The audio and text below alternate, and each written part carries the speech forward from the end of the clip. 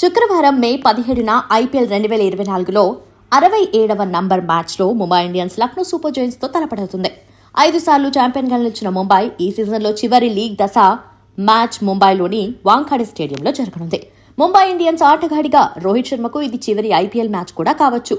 IPL 2024 ముగింపులో Rohit MI నుండి నిష్క్రమించే అవకాశాలు ఎక్కువగా ఉన్నాయి. మాజీ MI captain Kolkata night riders తో జరిగిన చివరి మ్యాచ్లో ఇంపాక్ట్ ప్లేయర్ గా వచ్చాడు, కానీ పెద్దగా చేయలేకపోయాడు.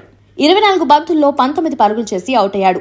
వర్షం పడిన మ్యాచ్లో అతని పేలవమైన స్ట్రైక్ రేట్ కారణంగా రోహిత్ సోషల్ మీడియాలో అభిమానుల నుండి చాలా విమర్శలను ఎదుర్కొన్నాడు. అయితే ఎంఐ కోసం ఐపీఎల్ 2024 చివరి మ్యాచ్లో 37 ఏళ్ల కుడి చేతి వాటం బ్యాటర్ ఒక పెద్ద ప్రదర్శనతో రావాలనుకుంటున్నాడు. భారత కెప్టెన్ ఐపీఎల్ 2024లో తన ప్రచారాన్ని ప్రకాశవంతమైన నోట్తో ప్రారంభించాడు. చెన్నై సూపర్ కింగ్స్ పై ఏప్రిల్ 14న వాంఖాడే స్టేడియంలో అజేయ శతకం సాధించాడు. కానీ ఆ ఊపును కొనసాగించడంలో విఫలమయ్యాడు. గత 6 మ్యాచ్ల్లో అతను 6, 8, 4, 11, 4, 19 పరుగులు చేశాడు.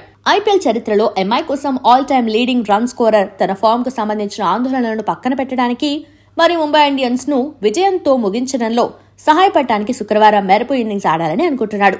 అతనితో పాటు కెప్టెన్ హార్దిక్ పాండ్యాపై కూడా భారీ అంచనాలున్నాయి.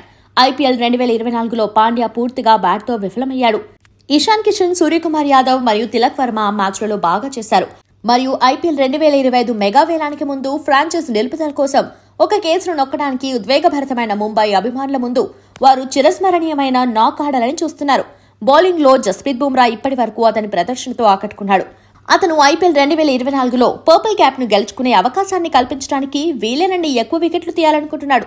ప్రస్తుతానికి అతను ప్రముఖ వికెట్లో 2వ స్థానంలో ఉన్నాడు. 13 మ్యాచ్లతో అతని పేరు మీద 20 అవుట్లతో టేకర్స్ లిస్ట్ ఉంది.